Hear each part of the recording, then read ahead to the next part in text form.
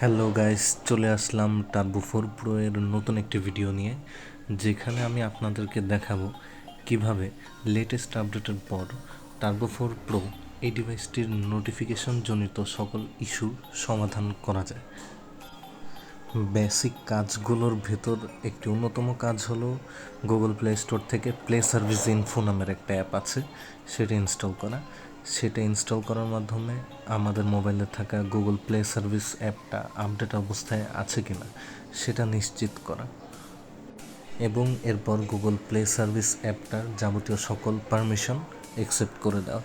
পাশাপাশি এই প্লে সার্ভিসের ভিতর গেলে আপনি সিস্টেম সার্ভিস নামের একটা অপশন পাবেন। সেখানে কিছু ডিফল্ট অ্যাপ রয়েছে গুগলের তরফ থেকে, সেই অ্যাপগুলো ইনস্টল করে নিলে ভালো হয়।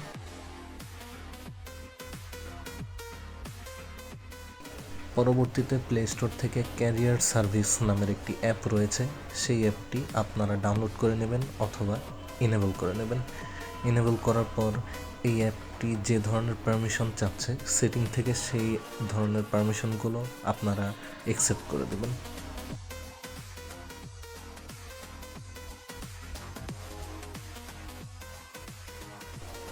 দেখতে পাচ্ছেন আমি সেটিংস থেকে ক্যারিয়ার সার্ভিস অ্যাপটির পারমিশনগুলো ইনেবল করছি, এবং এটার পাওয়ার যে কনজাম্পশন রেটটা আছে সেটা নো রেস্ট্রিকশনে দিয়ে রাখাটাই বেটার।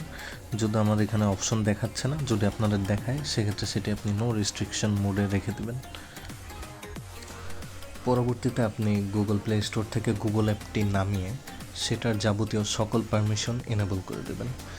পাশাপাশি অটো স্টার্টটাও অবশ্যই এনেবল করবেন, এবং ব্যাটারি রেস্ট্রিকশনটা নো রেস্ট্রিকশন মোডে সিলেক্ট করে রাখবেন।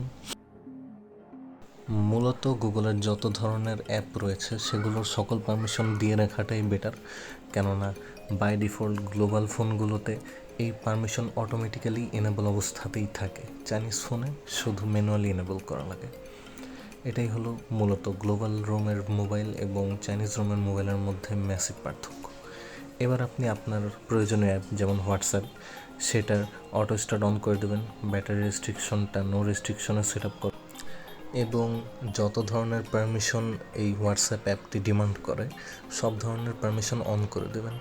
কেননা এটা ব্যাকগ্রাউন্ডে চলতে গেলে আসলে পারমিশন লাগে, যেটা চাইনিজ ফোনের ভিতর অটোমেটিক বাই ডিফল্ট দেয়া থাকে না, সেটা আপনাকে ম্যানুয়ালি করে নিতে হবে। আমি হোয়াটসঅ্যাপ করেছি, এবার মেসেঞ্জারটিরও সকল ধরনের পারমিশন এনেবল করা রয়েছে, দেখতেই পাচ্ছেন আপনারা।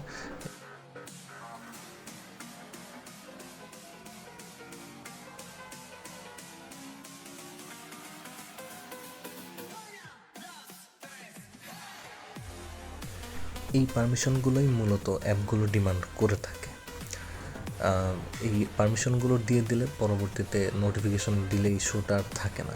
আর পাশাপাশি আরেকটা কাজ করতে পারেন, সেটা হলো গুগল কন্ট্যাক্টস নামিয়ে এটারও সব ধরনের পারমিশন আপনারা দিয়ে দেন। এই পারমিশনগুলো দিয়ে দিলে হবে কি, যে অনেক সময় ফোন নাম্বারে কল আসলে নাম্বার শো করে কিন্তু নাম শো করে না, অথচ আপনার ডিভাইসে সেভ রয়েছে। তো এই ইস্যুটা ফিক্স হয়ে যায়। আমার এখানে কিন্তু কেউ কল দিলে সেটার নাম্বার ভাসে কিন্তু নাম আসে না, এরকম সমস্যা হচ্ছে না।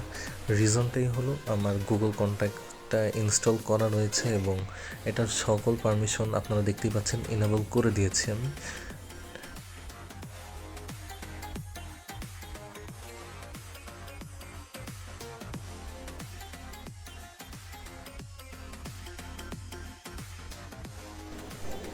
আশা করা যায় এই সিস্টেমগুলো ফলো করলে আপনার মোবাইলের নোটিফিকেশন ইস্যুজনিত সকল সমস্যার সমাধান হয়ে যাবে।